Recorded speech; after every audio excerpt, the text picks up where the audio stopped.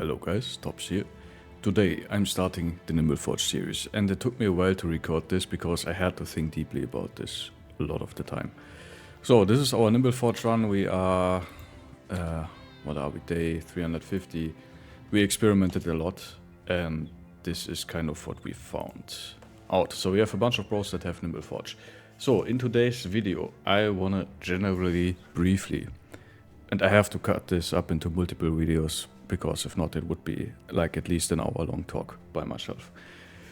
I don't want to have the same stuff like the Battle Forge vs NIMBLE video. Maybe I make another one in the future, but like I can talk for hours about this stuff, and like maybe that's... I want to split this up. I'm talking too much already. Alright, so first and foremost, general stats for NIMBLE Forge. So, the beauty about NIMBLE Forge is, first and foremost, what is NIMBLE Forge? We take basically NIMBLE and Battle Forge. I should make a video about this too. So, general setup for this thing is, when it comes to stats, I would say you have overall, you tend to have lighter gear, so you can get away with less fatigue.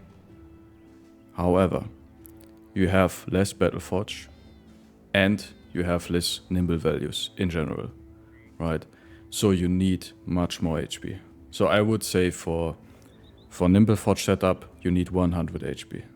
If you have less than 100 HP, you are super squishy, and like an unlucky headshot or something can kill you, right? You are much more vulnerable to status effects. So I would really say 100 HP, maybe a little bit more. More is always better, but like 100 HP for NIMBLE Forge, my baseline, I would say.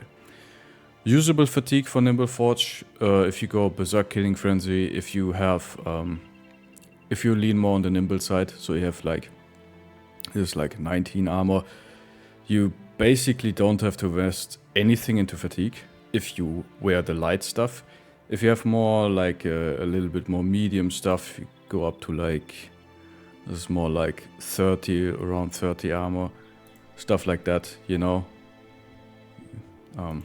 If you have a little bit more, yeah, this is more like, so if you go more like to 30, like, so the normal NIMBLE Forge approach is there are multiple approaches, but like normally you have like if you have a normal quick hand build, you have like, I would say roughly 40 fatigue for your equipment. So that would mean if you have like 100 fatigue base, you would go down to 60 usable fatigue, which is perfectly fine for a Berserker, right? So for fatigue, you can kind of get away with not leveling fatigue at all if your bro has already like good base fatigue. So like the average fatigue range is 95, so like 90 to 100, and if your bro is like already has like good fatigue base values, you don't have to level much into fatigue at all. Resolve, as always, I like to play in tight formation or with the banner, so you can get away with lower resolves. More is always better, as always, but we have to make shortcuts. We can't have everything. I would say at least 40 base resolve is kind of like what I'm going for. And of course, if you have like the classic frontliner, you want as much defense and attack as you can get. But that's kind of like my general setup. I would say at least 100 hit points and like 100 fatigue. That's kind of my base setup. That's what you want. And the beauty about this NIMBLE Forge thing is you can kind of get, you can play this where like you always take attack and defense, and then you always take the high rolls for like resolve, fatigue and hit points. And you can kind of see where your character goes. And like if you, for instance, if you permanently high roll on fatigue, you can maybe transition him into a full Forge guy, right? If he permanently high rolls into hit points, it's fine. He's going to be a great NIMBLE Forge guy, and you can much more heavily lean on the NIMBLE side of the NIMBLE Forge build, right?